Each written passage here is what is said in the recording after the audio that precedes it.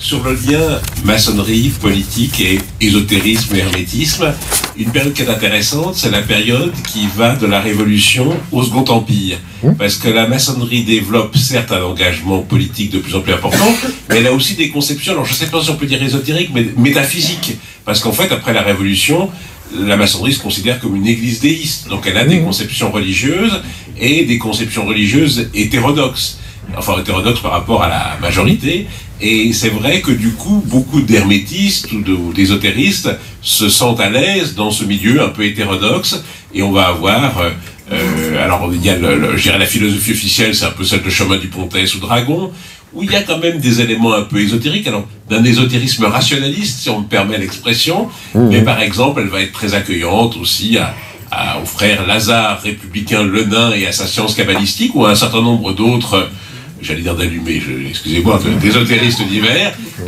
Et donc, ce qui est intéressant, c'est que là, pour le coup, il y a un lien entre progressisme politique, hétérodoxie religieuse et ésotérisme. Et notamment, chez les utopistes socialistes, et notamment chez les fouriéristes, il y a vraiment le lien entre projet politique, conception religieuse hétérodoxe et franc-maçonnerie.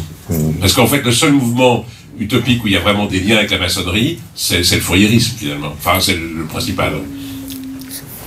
Oui, également le mouvement saint-simonien. Il ne faut pas oublier le mouvement saint-simonien. Fouriériste et le mouvement saint-simonien, un homme comme Pierre Leroux, les maçons en 1848 aussi, c'est un exemple significatif d'un socialisme religieux. Alors le socialisme religieux, alors maintenant on ne connaît pas finalement les opinions de la base maçonnique. On a que des noms, des prénoms et une profession.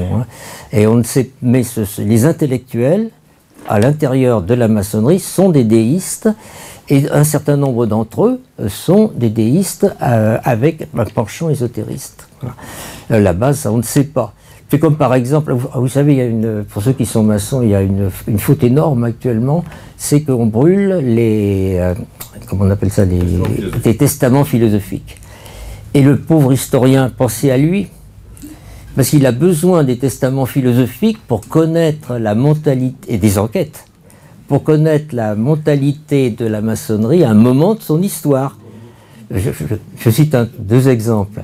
Entre 1815 et 1830, de quoi se préoccupe-t-on quand quelqu'un demande à entrer en maçonnerie? D'abord, on ne va pas le voir. On voit son entourage. Et il y a trois problèmes. Il y a le problème des dettes. S'il a des dettes, il ne pourra pas payer sa cotisation. Et il y a le problème de l'ivrognerie. S'il boit, effectivement, il va être devant la justice maçonnique à un moment ou à un autre. Et troisièmement, s'il ne vit pas avec sa femme légitime, sauf si c'est elle qui a quitté le foyer. Voilà donc les thèmes. Alors on est loin de la politique, on est loin de tout.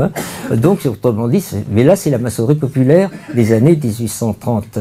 Et comme quoi on dit dans les devoirs envers Dieu qui étaient demandés, pour généralement, on a deux lignes de catéchisme qui suivent. Il faut l'aimer, etc. Bon, devinez.